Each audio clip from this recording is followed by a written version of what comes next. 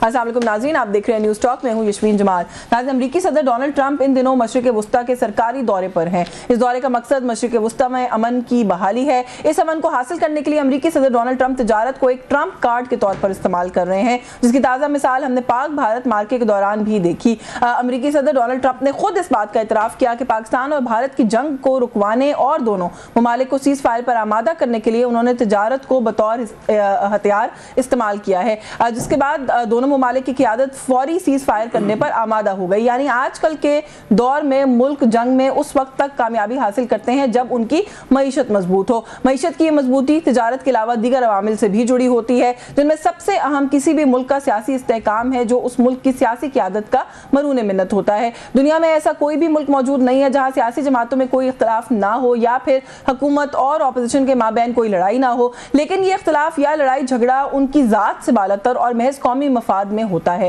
गुज़िश्ता 10 सालों से पाकिस्तान शदीद सियासी अदम इस्तेहकाम का शिकार रहा है, जिसके बायस पाकिस्तान को काफ़ी माशी मुश्किलात का सामना भी करना पड़ा। और आज हमारी मईशत की हालत यह है कि अगर आलमी मालियाती इदारे हमारी मदद ना करें तो शायद हम डिफ़ॉल्ट कर जाएं। पाक भारत कशीदगी की वजह से पिछले चंद दिनों से मुल्क में जो एक कौमी यकजहती की फ़िज़ा कायम है, इसका भरपूर फ़ायदा उठाते हुए हमारी सियासी क़ियादत को बुर्दबारी और कौमी सोच का मुज़ाहिरा करना चाहिए। और जैसे अपनी मईशत को बचाने के लिए हमने दुश्मन के साथ फौरी सीज़ फायर किया है, इसी तरह हमें मुल्क में भी एक सीज़ फायर की ज़रूरत है ताकि हमारे मुल्क को भी सियासी इस्तेहकाम मैसर आ सके, जो कि हमारे माशी इस्तेहकाम की ज़मानत है। तो ये कुछ एक सवाल है, गुफ्तगू का आगाज़ मैं इसी से करने की कोशिश करूँगी। And during the course of the discussion of course एक इतना बड़ा फियास्को हुआ भारत के साथ, कुछ उस पर भी बात करेंगे। पाकिस्तान तहरीक इंसाफ की अगर हम बात करें तो इमरान खान साहब के दोनों बेटे पहली मरतबा उनके कैद होने के बाद जो है मंजर आम पर आए। बहुत सी उन्होंने बड़ी हसास गुफ्तगू भी की है, मैं समझती हूँ, और कुछ इस तरह की बातें कही हैं कि जिनके शायद अब हमें जवाब लेने की कोशिश करनी चाहिए, कुछ उस पर भी बात करेंगे। कासिम खान और सुलेमान खान दोनों जो सवाल कर रहे थे, बहुत से सवालात मुझे ऐसा लगा कि शायद उनको अपने वालिद की पार्टी से करने चाहिए। वो सवालात कौन से, मैं वो भी यहाँ पर उठाने की कोशिश करूँगी। हमारे साथ प्रोग्राम में इस वक्त मौजूद हैं पाकिस्तान मुस्लिम लीग नवाज के सीनियर रहनुमा सेनेटर नासिर भट्ट ने हमें ज्वाइन किया। बहुत शुक्रिया सर आपका आपके वक्त के लिए। और पाकिस्तान तहरीक इंसाफ से मेंबर नेशनल असेंबली के राना आतिफ साहब मौजूद हैं। सर बहुत शुक्रिया आपका भी राना साहब आपके वक्त के लिए। मैं सेनेटर साहब अगर आपसे गुफ्तगू का आगाज़ कर लूँ, और इसलिए कर लूँ कि मैंने सर इब्तदाई में जो बात कही वो ये कही कि अगर हम एक दुश्मन मुल्क के साथ सीज़ फायर कर सकते हैं, मुल्क के अंदर सियासी सीज़ फायर अपने ही लोगों के साथ क्यों नहीं कर सकते? आप हुकूमत हैं, आप लोगों को दिल बड़ा करना चाहिए, इसलिए आपसे आगाज़ कर लेती हूँ। बिस्मिल्लाहिर्रहमानिर्रहीम। सबसे पहले मैं तो अपनी कौम को मुबारकबाद देता हूँ कि जो हमारा हिंदुस्तान और पाकिस्तान की एक टेंशन रही, और माशाल्लाह देखें, कहते हैं ना कि हम ये दुनिया को बताना चाहते थे कि हमें ये इल्ज़ाम लगाया जाता है कि देखो जी दहशत गर्दी हो रही है। हिंदुस्तान हमेशा यही कोशिश करता था कि जी पाकिस्तान ने ये कर दिया, पाकिस्तान ने वो कर दिया। ये चीज़ें, उसका ड्रामा इस दफ़ा इस तरह फ्लॉप हुआ कि हमने सब्र का मुजाहरा किया और दुनिया को बताया। हमारी खारजा पॉलिसी देखें माशाल्लाह, हम जब उसने 6 और 7 को मेरे ख्याल हमला किया, मई 6 और 7 को जब उसने कोशिश की, तो हमने दुनिया को बताया कि भाई ये जो हमारे साथ कर रहा है, आप देखें, अगर ये कहता है कि कुछ इल्ज़ाम पाकिस्तान पे लगा रहा है तो प्रूफ दे दे। हमने उसमें थर्ड जगह पर एक ऑप्शन दी कि वो फैसला कर ले, लेकिन क्योंकि झूठ था उसने इस तरह के कोई तरीके अरबे इस्तेमाल किए। इस दौरान उसने एक और हरकत कर दी, ठीक है। फिर जब हमने जवाब दिया, मक रखते थे, जब हमने जवाब दिया फिर दुनिया ने देखी और दुनिया ने कहा कि भाई अगर तुम हमें इस तरह ये इसमें कोई टॉलरेट नहीं कि एक बंदा हमला करे, हम उसको कहते रहे ठीक है जी आपने ठीक है। हिंदुस्तान ने जो कुछ किया, हमने फिर दुनिया के साथ, अमेरिका हो गया, चाहे सऊदी हो गया, और मालिक हमारे साथ थे, गल्फ को सबको बताया कि ये जो कर रहा है गलत कर रहा है। आखिर क्या हुआ, आज हिंदुस्तान शर्मिंदगी से अपना मुंह नहीं दिखा सकता। इस बात में कोई शक नहीं है, अमेरिका के पास करती हूँ, अमेरिका के पास गया। अब आपने बात की तो इसलिए ये सवाल करी हूँ कि सर डिप्लोमेसी भी जो है ना, खासतौर पे विज़ावी इंडिया जब हम बात करते हैं, हम डिफेंसिव डिप्लोमेसी क्यों करते हैं, ऑफेंसिव डिप्लोमेसी क्यों नहीं करते? वो यहाँ पर आके जब जाफर एक्सप्रेस करके गए थे, ऑफेंसिव डिप्लोमेसी करनी चाहिए थी ना, उस वक्त बोलना चाहिए था, बजाय इसके कि पहलगाम हुआ, उन्होंने हम पे इल्ज़ाम लगाया, फिर हमने अपनी सफाइयाँ देने के लिए जो है वो की डिप्लोमेसी की। अभी भी आप देखें, उनका जो वज़ारत ख़ारजा है उसके तर्जुमान ने आके एतराफ़ किया है, उन्होंने कहा जी कि पहलगाम की अभी हम तहकीकात कर रहे हैं। अभी भी हमें ऑफेंसिव डिप्लोमेसी करनी चाहिए, दुनिया से कहना चाहिए कि इनसे पूछें कि अगर तहकीकात अभी कर रहे हैं तो जंग क्यों शुरू कर दी थी पाकिस्तान के साथ, लेकिन मैंने कहीं पे ऐसी कोई बात नहीं देखे ना। नहीं आप देखें प्लीज एक बार, हमारी खारजा पॉलिसी ने ये साबित किया कि जब कि हमारा और दूसरा जो आया था खान, वो तो हमें सब दुनिया के हर मुल्क से हम कट ऑफ हो चुके थे। हमारी कोई सऊदी जैसा, देखिए सऊदी जैसा, मैं बताऊं सऊदी जैसा मुल्क भी हमसे नाराज था। आपके सामने है वो हिस्ट्री, तारीख आपके सामने है, लेकिन हमने मुल्कों को बताया कि भाई ये जो हुआ है गलत हुआ है, क्योंकि हम इनोसेंट थे। 2019 में हमने उनके तैयारी नहीं कराए थे, उसी खान की हुकूमत। देखो ना, फिर वो हम एक बात करते हैं ना, नहीं फिर डिप्लोमेसी की ना, उनका पायलट वापस किया, खान को चाहिए था ना उसका जो पायलट वापस किया, पायलट गया बताता इसको रख के 1-2 दिन दुनिया को कि ये देखो हमने इसको पकड़ा, ये क्या करने आया था, ये हमारे मुल्क पे हमला करने आया था, हम नहीं चाहते हो। जेस्चर को दुनिया में उस वक्त सराहा गया था। हम कॉन्फ्लिक्ट को, जैसे आज हम कह रहे थे कि हम जंग नहीं चाहते, तब भी हम कह रहे थे हम जंग नहीं चाहते। अगर उस वक्त इसको ज्यादा, आपको याद होगा कि उस वक्त वज़ीर-ए-आज़म अपना अपोजिशन लीडर थे शहबाज शरीफ साहब, उन्होंने इमरान खान को कहा कि आप वज़ीर-ए-आज़म में जैसे भी देखे ना, उस वक्त बताया ना कि आप वज़ीर-ए-आज़म में ये जो कुछ हुआ है आप जो फैसला करें हम आपके साथ हैं, और ये हिंदुस्तान को हमें जवाब देना चाहिए। तो उनकी बातें हमने सुनी थी, वो निकालें, मैं हमला कर दूं। हमला हमने किया ना, हमला नहीं सर, हमला हमने तब नहीं किया, हमने तब किया जब उन्होंने हमारी बेसिस पे हमला किया ना सर।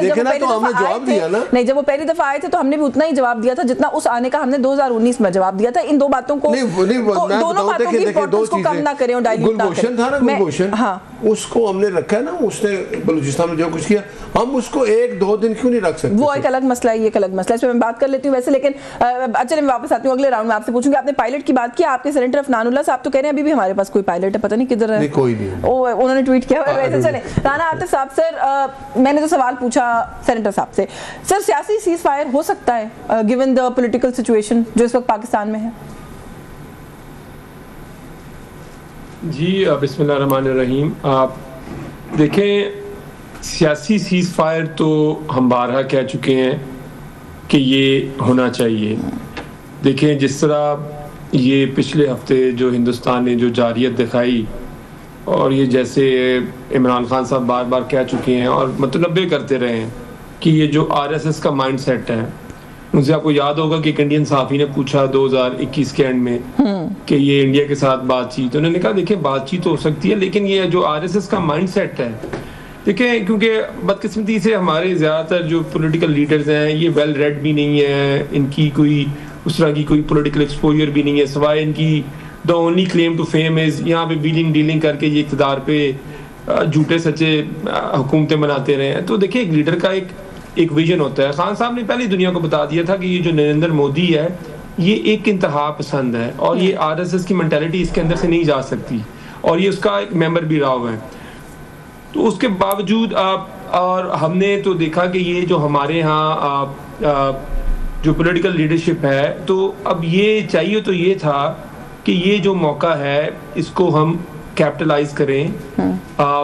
मुल्क के अंदर जो इतने जो फासले बढ़ गए हैं, और जो इस पिछले एक हफ्ते के अंदर जो कि हमने देखा कि जैसे पाकिस्तान की अवाम ने पाकिस्तान की फोर्सेस के पीछे आके खड़ी हुई और उनको सपोर्ट किया, और जिससे कौमी यकजहती का बड़ा एक ज़बरदस्त उसका एक मुजाहरा हुआ जिसको पूरे पाकिस्तान ने अप्रिशिएट किया। और इससे ये भी ये जो हमारे जो सियासी मुखालफीन हैं जिनकी पूरी तारीख भरी हुई है इस चीज़ से कि इन्होंने हर दफ़ा अदारों पे हमला किया, सुप्रीम कोर्ट हो, की स्टैब्लिशमेंट हो, पाकिस्तान की फोर्सेज हो, और इनके इंटरव्यू पूरी कौम ने सुने जो ये आज तक कहते रहे, इनके जो जलसों में जिस किस्म के नारे लगते रहे सिर्फ अपनी सियासत को चमकाने के लिए। हमने हमारा जितना भी इख्तिलाफ था वो था कि पाकिस्तान में रूल ऑफ लॉ, पाकिस्तान में कॉन्स्टिट्यूशन की बहाली के लिए हम जितनी भी हमारी तनकीद रही है। और लेकिन जब ये मौका आया, इमरान खान साहब ने जेल से रिपीटेडली स्टेटमेंट है, हालांकि उनकी फैमिली तक, हम उनके लॉयर्स तक, उनके सियासी रुफका तक उनकी एक्सेस लिमिटेड कर दी गई, लेकिन खान साहब ने बारहा पाकिस्तान की फोर्सेस की जो रूल्स को सराहा और नरेंद्र मोदी को वहां से सख्त पैगाम दिया। बदकिस्मती से हमने देखा कि वो जमात जिसकी 17 सीटें थी, हमने 2 हफ्ते के लिए ये भी भूल गया कि ये 17 सीटों वाली जमात है, हमने तो इसको भी इग्नोर कर दिया। लेकिन नवाज शरीफ की तरफ से कोई स्टेटमेंट नहीं आई, एक स्टेटमेंट नहीं आई हिंदुस्तान के खिलाफ, नरेंद्र मोदी के खिलाफ एक स्टेटमेंट नहीं है। आपकी अपनी स्टेटमेंट तो नहीं आई, आपने लगता है उनकी पार्टी की स्टेटमेंट्स नहीं देखी हैं। देखिए लीडर, देखिए मेरी बात सुनिए, जो पॉलिटिकल लीडर होता है नहीं अता वो सब, वो तो सारा ऑपरेशन जो है वो सारा कर ही वही रहते हैं। मेरी बात सुने, मैं कॉमिक, अगर कोई किसी ने कमेंट किया तो उसके ऊपर जवाब देना तो मेरा ख्याल है, अगर इन्होंने ये नहीं कह दिया कि वो जो नवाज शरीफ साहब हैं वो त्यारे के अंदर भी वही थे, वो त्यारा भी वही चला रहे थे। बड़ी मेहरबानी है उनकी, ये जब खुशामदी होते हैं, ये लोगों को की बातें सुनाते हैं, बल्कि उनसे ये प्रोग्राम उन्होंने रखा था चाइना और पाकिस्तान से मिलकर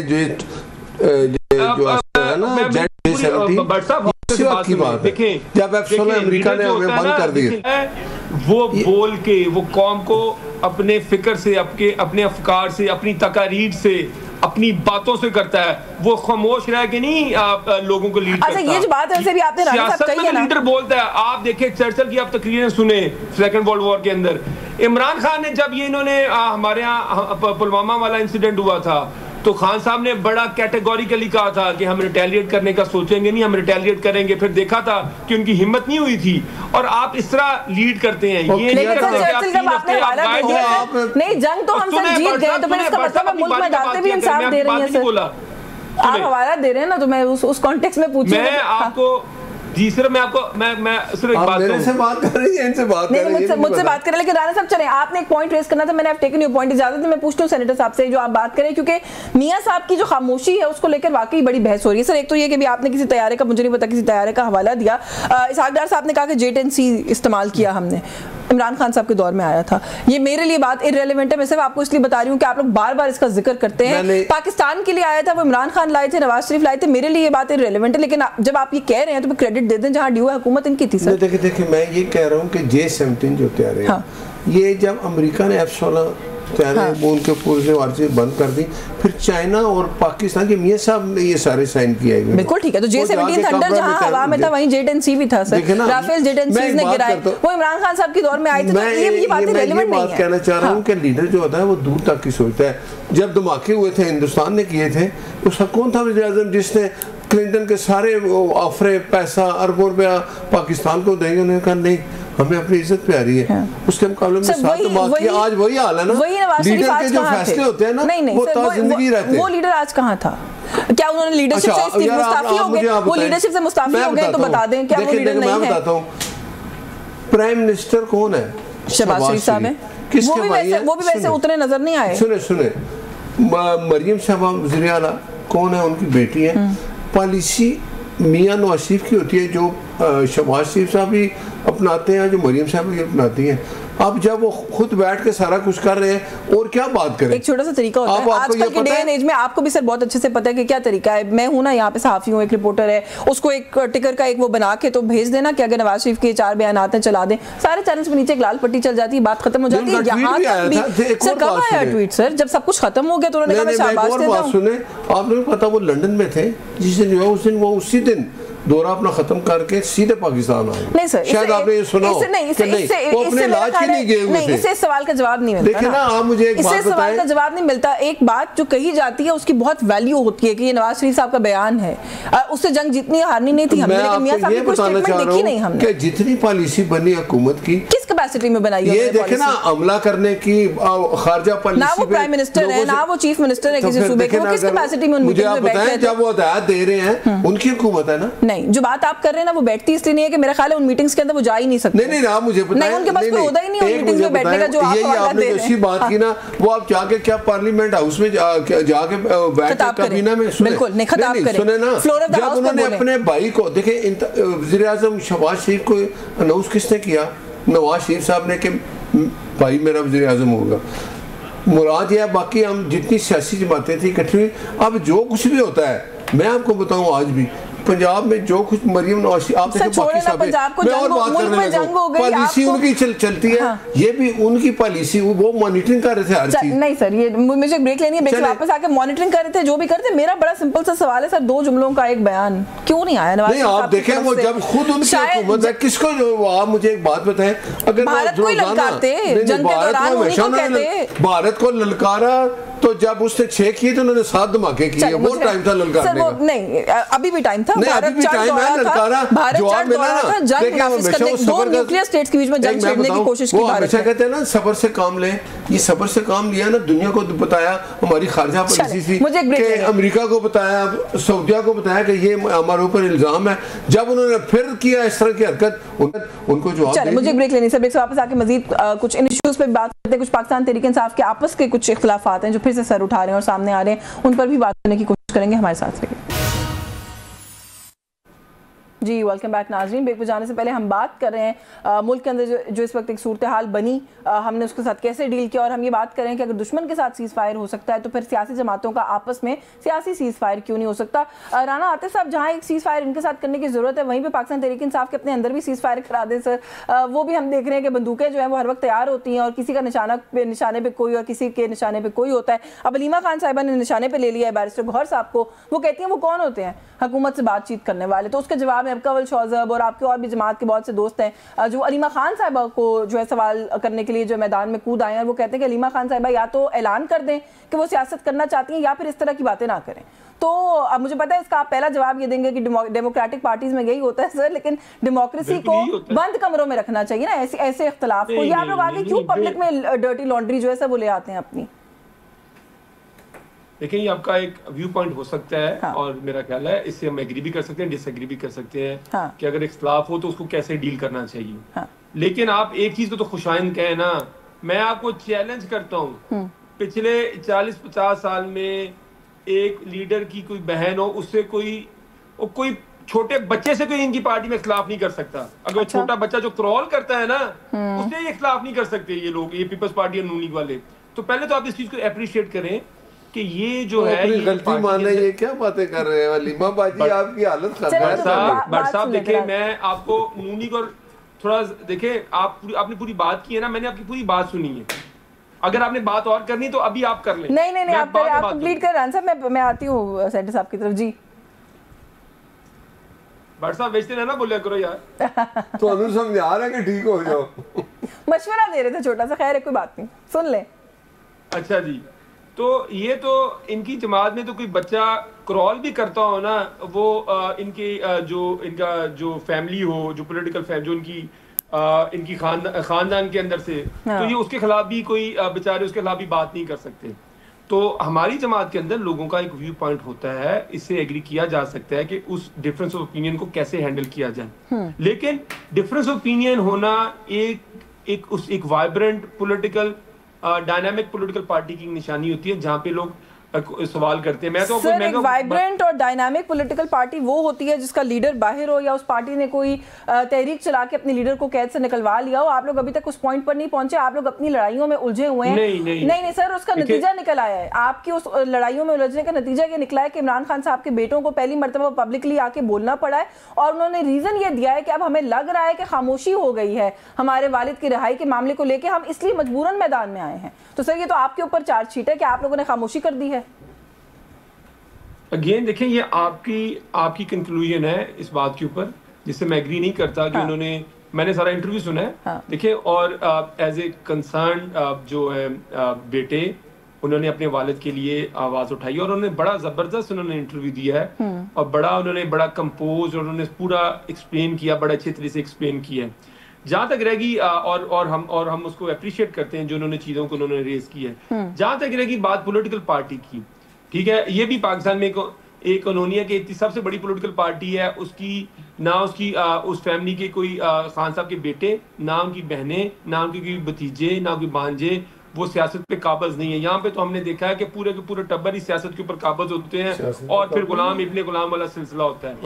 दूसरी बात यह कि आपके ख्याल में ये जो खान साहब के ऊपर 300 केसेस हैं, हमारे यहाँ हजारों वर्कर पकड़े गए हैं, ये किसी इसका जो फंडामेंटल रीजन है वो कोई बुरी पॉलिटिकल स्ट्रेटेजी है? नहीं, इसकी वजूहात और है। जिस तरह पिछले 2 साल में पीटीए, 3 साल में पीटीए को दबाया गया है। खान साहब के आपस में लड़ रहे हैं ना, मैं 3 साल की खान साहब के ऊपर जो 300 केसेस बने हैं, देखिए ना, हमने खान साहब को देखिए रिहा हमें 12 कह चुके हैं, कि हमने वो कोर्ट केसेस हैं उसको हम इंशाल्लाह फाइट आउट करेंगे। और दूसरी बात सर ये कि आपने कहा ना कि आपने सियासी जमात है, हम कोई मलेशिया तो नहीं है ना। नहीं बिल्कुल ठीक है सर, लेकिन आपने ये कहा ना कि आपने इंटरव्यू सुना है। सर इंटरव्यू मैंने भी सुना है उन दोनों का, और पूरा इंटरव्यू सुना है। उन्होंने जाहिर है ये नहीं कहा कि पाकिस्तान तहरीक इंसाफ खामोश हो गई, लेकिन जब वो ये कह रहे हैं कि खामोशी हो गई है हमारे वालिद के इशू पे, अब हम कंसर्न्ड हैं, उनकी कैद बहुत लंबी हो गई है, तो सर कौन जिम्मेदार है यहाँ पर उनके वालिद के इस मामले को रेज करने के लिए? ये तो एक नेचुरल कंक्लूजन है ना जो मैं निकाली। दूसरा आप ये कह रहे हैं कि मेरे ख्याल में जिस तरह उनको नाहक कैद किया गया है, आप लोग हमसे सवाल कर रहे हैं, वो तो हम तो पॉलिटिकल पार्टी अपने आप को हर वक्त इंसाफ के लिए पेश करती हैं। और खान साहब के जो केसेस हैं, अब ये जो खान साहब की जमानत का केस है पिछले 3 माह से लगा ही नहीं है। हाँ। आप खान साहब को पिछले 2 साल में किसी बंदे ने खान साहब को देखा नहीं है। बाकी लोग भी तो जेलों में गए हैं, उनकी कोर्ट के अंदर पेशी होती थी। 2 साल से आपने कहा किसी ने देखा नहीं है खान साहब को? आप खान साहब जेल से बाहर आए हैं, अब बड़ी बात समझिए। आप मुलाकातें तो हो रही है ना, चले बीच में गैप्स आते होंगे पर मुलाकातें तो हो रही हैं। पहले बात सुनिए, पहले बात सुनेंगे तो आपको बात समझ आएगी। हाँ। खान साहब की कौन सी कोर्ट के अंदर पेशी हुई है? खान साहब कभी अडयाला जेल से बाहर कभी आए हैं? प्रेमिसेस से बाहर? ठीक है, लाइक हाँ सही है। आपने कोई तारीख में ऐसा कोई वाकया सुना है आपने? हाँ। बजाय कि आप पाकिस्तान तरीके इंसाफ को आप तनकीद करें, जी को वैसे आपकी वजह से बाहर नहीं है। हाँ। हम तो जितनी जद्दोजहद पीटीआई 3 साल से कर रही है उसमें उतार चढ़ाव हो सकता है, कमी बेशी भी हो सकती है। हम उसके एहतसाब के लिए भी तैयार हैं।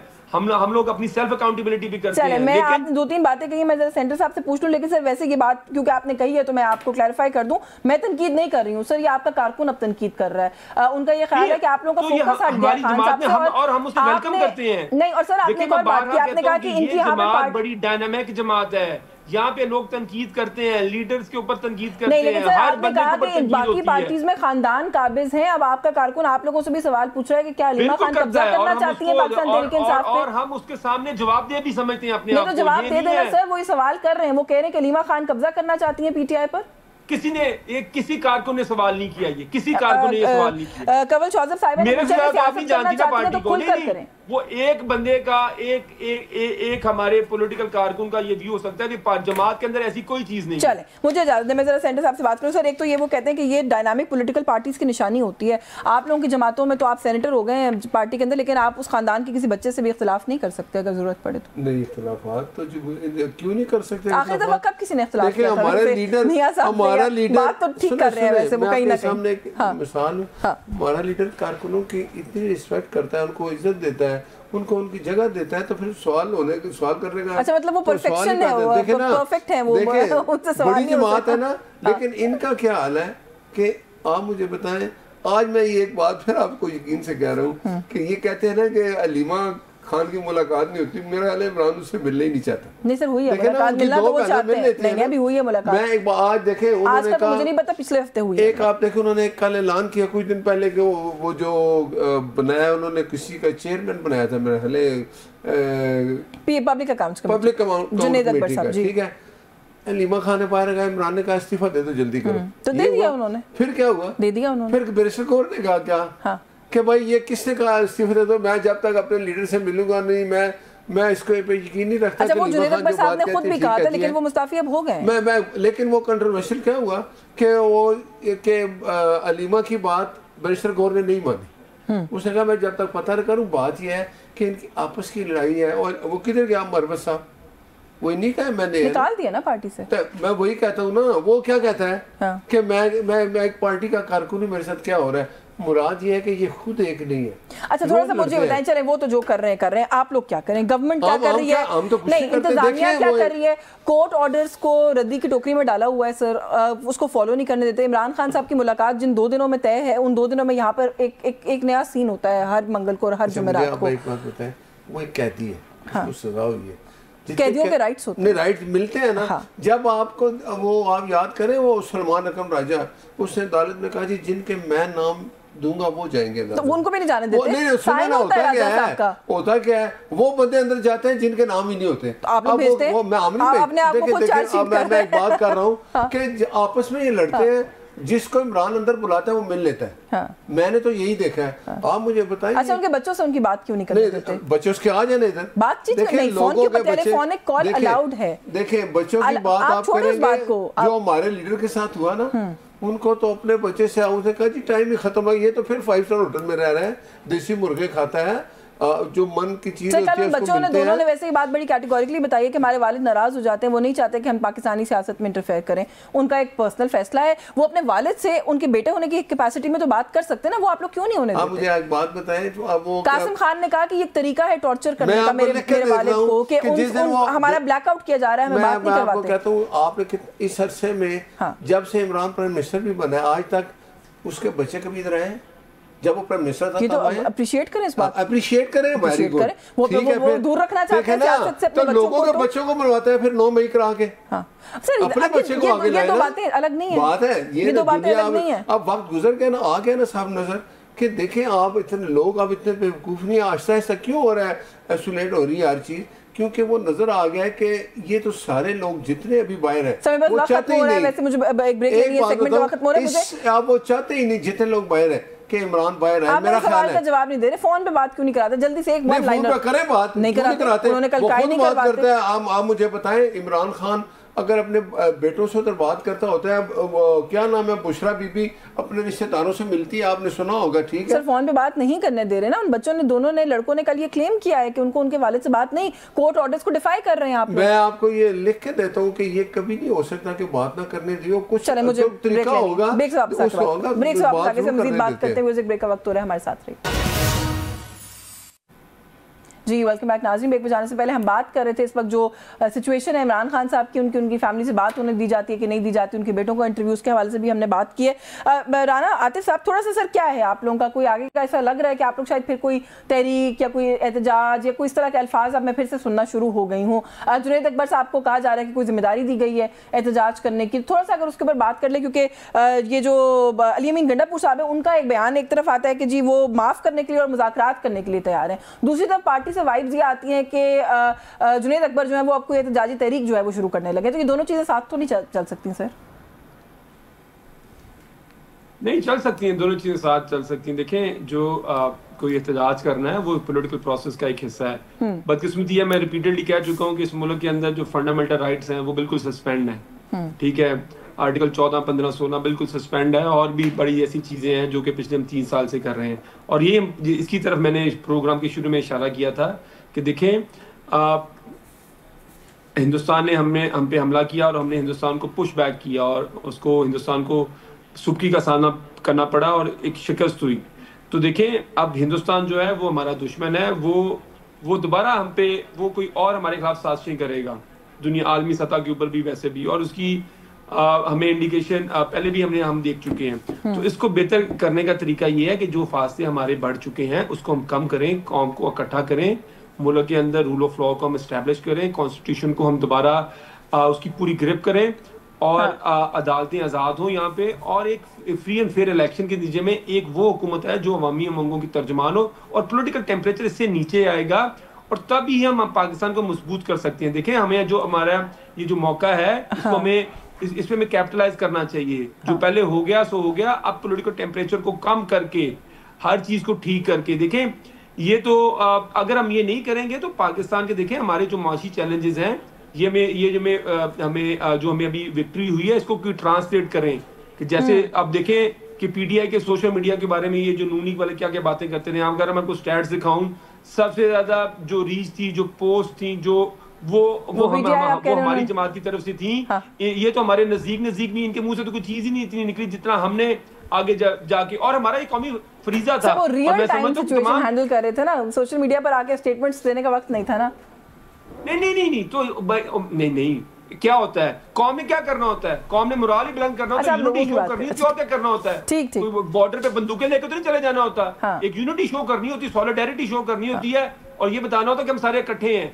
इस मौके को हमें कैपिटलाइज करना चाहिए, अपने इंटरनल डिफरेंसेस को कम करना चाहिए, पॉलिटिकल टेम्परेचर को नीचे लेके आना चाहिए, और जो लोग नाहक कैद हैं, जिनके ऊपर जाली केस है, किया था जब सीज फायर मैंने कहा कि सियासी करें, तो मेरा यही मतलब था सर सेंटर साहब कि ये जो एक यूनिटी है, ये जिस तरह भी बैठे हुए हैं, ये जो इनिशिएटिव है, हम तो बारहा कह चुके हैं कि ये अगर आप चाहते हैं कि पाकिस्तान एक जेन्युइनली, अगर आप पाकिस्तान के साथ जेन्युइनली मुखलिस हैं, देखिए एक जमात जो सारा हैंड्स डाउन 8 फरवरी को इलेक्शन जीत चुकी है, जिसके सबसे ज्यादा वोट जिसको लोगों ने दिए है, जो सबसे बड़ी पाकिस्तान की पॉलिटिकल जमात है, उसके लीडर को आपने 2 साल से ना हक कैद किया हुआ है, तो इससे तो पॉलिटिकल टेम्परेचर में फिर दोबारा इजाफा होगा। चलिए मुझे इजाजत दें, क्योंकि अभी जो बात हम कर रहे थे ना ब्रेक पे जाने से पहले सेंटर साहब, एक तो ये कि बार बार राना साहब कह रहे हैं, मैंने भी इसी नुक्ते से गुफ्तगू का आगाज किया था, कैपिटलाइज करें इस यूनिटी को, इस सेंस ऑफ यूनिटी को जो आई है। अभी हम बात करते हैं कि सहूलियात हैं, सहूलियात नहीं है, वो मिल रही हैं, नहीं मिल रही हैं। मुझे समझ में नहीं आ रही सर कि पहली दफ़ा देखा है कि जेल का सुपरिटेंडेंट जो है वो कोर्ट को हिदायत जारी कर रहा है, काइंड ऑफ एक ख़त लिखकर, और ये कह रहा है कि आपने जो सहूलियात कही हैं इमरान खान साहब को कि व्हाट्सएप की इंटरनेशनल कॉल करवा दें और पर्सनल फिजिशियन से उनका मुआयना करा दें, ये तो गैर कानूनी है, ये ठीक नहीं है, इनको खत्म होना चाहिए। ये खत अभी मुझे आया मेरे पास। अब एक बात है ना कि वो कह रही है ये लेटर पाकिस्तान का हर कैदी जितना भी है, चाहे वो कोई भी है, जब आप कैद हो जाते हैं तो फिर आपके ऊपर वो सारे कानून तो जेल में से क्लासेस खत्म करते हैं। जेल में आपको, आप मुझसे ज्यादा बेहतर जानते हैं, कोई क्लासेस भी है ना, वो एक्स प्राइम मिनिस्टर हैं। देखे ना, वो एक्स प्राइम मिनिस्टर है। मेरी सुने, जब आप कैदी हो गए जो कोर्ट ऑर्डर करते हैं वो सारा कुछ दे रहे हैं। अब वो कोर्ट एक केजी के इसको आप नहीं, लेकिन जेल सुपरिटेंडेंट कौन होते हैं सर के वो कोर्ट को हिदायत, ये तो ऐसा लग रहा है कि वो कोर्ट को हिदायतनामा भेज रहे हैं कि आप ये कह रहे हैं, गलत कह रहे हैं, हम नहीं करेंगे। वो जा रहे हैं तो वो ये कह रहे हैं कि कानून के मुताबिक जो कोर्ट ऑर्डर करे यही चीजें आपके सामने है, अब आप फैसला कर दे। कोर्ट अगर उनको ऑर्डर करेगा सुबह जाके नवाज शरीफ साहब का पर्सनल फिजिशियन से मुआयना नहीं होता था वो जेल में, अगर मुआयना तो डॉक्टर उनको आके मिलते नहीं, पर्सनल फिजिशियन नहीं मिलते थे। मुझे क्या नाम था डॉक्टर का, मेरे ज़हन में नाम नहीं, डॉक्टर अदनान, वो जो कुछ डॉक्टर अदनान के साथ होता था आपके सामने सर मुआयना करते थे कि नहीं, मेरे सवाल का जवाब दे, वो लिख के दे रहे कि ये तो इंसानी हकूक जो है बाकी कैदियों के उसमें क्वेश्चन आ जाएंगे तो हम नहीं कराएंगे। बताएं इनके कितनी दफा मुआयना हो चुका है, सरकारी तौर पे हो चुका है, ऑफिशियली आ भी चुका है। जब भी कहा गया कोर्ट से कि इसका टीबी मुआयना वो होता है, बनता था ये खत लिखना। चलिए असूल की बात कर ले, बनता था ये खत लिखना। देखिए वो ये कह रहे हैं कि भाई जो कैदियों की सहूलियात है उसमें ये चीज शामिल नहीं है। अगर कोर्ट सुबह ऑर्डर करेगी जाओ बात करो तो वो करा देंगे। नहीं, कोर्ट का तो ऑर्डर है ना, उसके अंदर उनके बेटों से बातचीत करना शामिल है, पर्सनल फिजिशियन का मुआयना शामिल है। वो सुपरिटेंडेंट साहब कोर्ट को आप अगर चेक करें, नहीं स्कूल कर रहे हैं कोर्ट को कि आप गैर कानूनी या कोई ऐसी बात करने के लिए कह रहे हैं जो नहीं हो सकती, ये स्कूलिंग तो ना करें ना वो अदालत। वो कह रहे हैं कि जो कैदियों की सहूलियात होती है उसमें चीज नहीं है। अगर कोर्ट ऑर्डर करेगी, कोर्ट ऑर्डर करती है कि इनको आप देसी मुर्ग दें, वो दे रहे हैं। कोर्ट ऑर्डर करती है इनको एक्सरसाइज मशीन से सब कुछ दे रहे हैं ना। ये वैसे मेरा दिल चाहता है कि मैं जाके चेक करूं कि कितना देसी मुर्गा जाता है। वीडियो भी चली थी, ये कुछ चीजें मैं चाहती हूं कि मैं अब इसका मैं आपको बताऊं, पंजाब हुकूमत एक दिन वीडियो पूरी चलाई थी जिसमें उनको सहूलियात मौजूद थी। सर देसी मुर्गा देने में आर नहीं है, लेकिन बेटे से बात कराने में आर है, फिर ये भी सवाल है। फिर हम बाकियों को भी दे दें। सर देखिए मेरी से ज्यादा सी गुजारिश है, नवाज शरीफ साहब से जिस तरीके से लोग मिलने के लिए जाते थे, क्या बाकी कैदियों को मिलने जाते हैं? मैं आपको कहता हूँ इनकी हमारी ये लड़ाई थोड़ी, मैं तो मियां साहब की बात कर रही हूँ ना, मैं क्योंकि मैं खुद गई हूँ, मुझे थोड़ा अंदाजा है कि वहाँ क्या माहौल होता था। मिलने जाते थे उन्होंने जो टाइम दिया था उसमें ये तो नहीं होता अंपायर लड़ रहे हैं, ये अंदर क्यों जा रहे हैं, ये अंदर क्यों जा रहे हैं।